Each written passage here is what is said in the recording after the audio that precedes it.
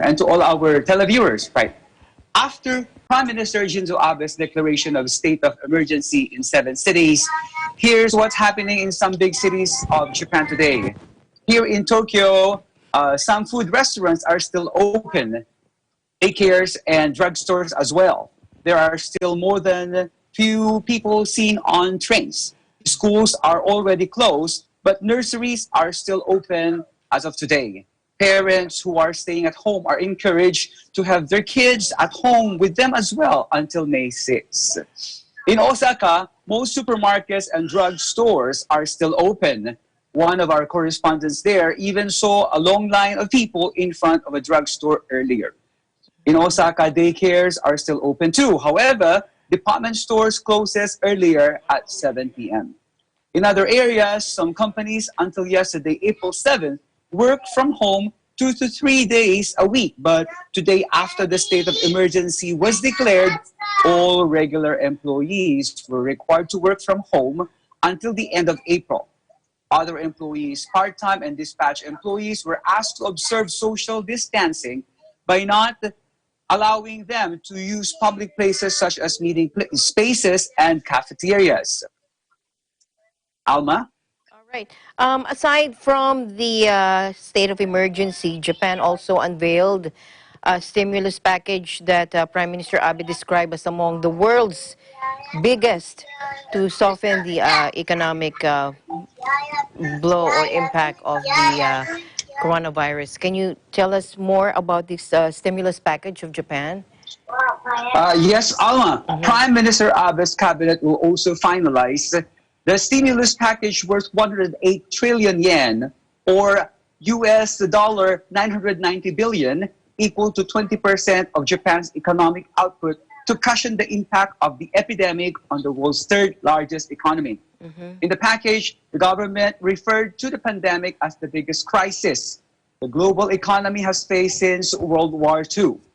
Abe said direct fiscal spending would amount to 39 trillion yen, or 7% of the economy, more than double the amount Japan spent following the 2008 collapse of Lehman Brothers. Japan will sell a record amount of additional bonds worth more than 18 trillion yen to fund the package, adding to its huge debt, which is twice the size of its economy. While the stimulus could ease the immediate damage from the pandemic, lawmakers are already calling for even bigger spending to prevent bankruptcies and job losses. Alma? All right. What about food, Dennis? Your supply. Do you think you will have sufficient food supply during this state of emergency? Well, Alma, Prime Minister Abe said that the government would not ask rail companies to reduce the number of trains in operation. As I said yesterday, the essential infrastructure like mail and utilities would still operate, as well as ATMs and banks. The Minister of Agriculture, Forestry and Fisheries, Paku Eto, are also asking shoppers to stay calm and not to panic. All right. Alma? Thank you so much, Dennis, and keep the updates coming. Thank you so much. Okay, thank you, Alma. This is Dennis Lu reporting from Tokyo, Japan, and we live in interesting times. All right, let's go head on over to Australia. Joining us live is Dwight Baloloy. Dwight? Hi, Miss Alma. Hi, Dwight. Good to hear from you. How are you? We're really good here. Okay.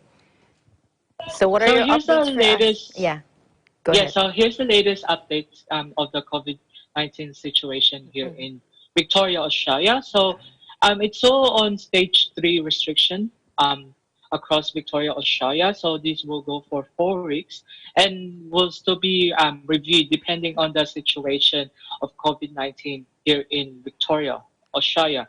So gatherings are still restricted to no more than 2 people, with exception to members of your immediate household, and for work and also for education. Essential places to go to are, of course, are shopping places such as going to groceries, food, and other essential supplies. You could also go to medical care, like going to the hospital, but this is also they're also strict on this. You're not allowed to go to the hospitals unless you really need it. Um, Also, you can go to exercise, but you still need to comply with the public gathering restriction or the social distancing between people. Work and study, we can also go to these places, but if you cannot do it remotely, that's when you can only go to your work or to study. They're also issuing on-the-spot fines for those who are not complying with these restrictions, such as $1,652 for individuals and 9,913 for businesses. We cannot even visit our friend's house or our family's house, or else we will also be fined. You see, rules and restrictions are really enforced here, and they're really strict in here. Ama? All right. What if you need to just buy coffee in the corner? Can you do that?